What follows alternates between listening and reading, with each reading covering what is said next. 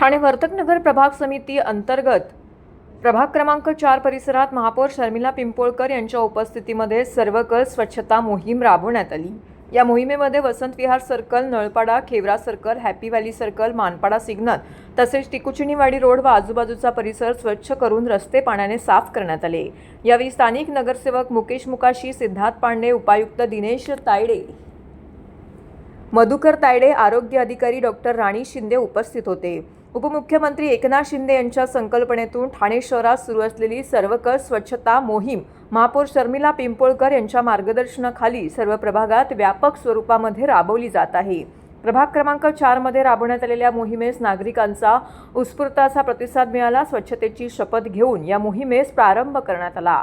घनकचरा व्यवस्थापन विभागामार्फत सुमारे 150 सफाई कर्मचाऱ्यांची नियुक्ती करण्यात आली होती। यासाठी 2 जेटिंग मशीन, शौचालय, स्वच्छता गाड्या, C&D, JCB, डंपर तसेच लहान मोठ्या मिळून 10 घंटा गाड्या तैनात करण्यात आल्या होत्या। मोहिमेदरम्यान एकूण 10 टन कचरा व माती उचलण्यात आलेली आहे। या स्वच्छता मोहिमेत गार्डन विभाग, अतिक्रमण विभाग, फाईल एरिया विभाग तसेच बांधकाम विभागाचे अधिकारी कर्मचारी उपस्थित होते।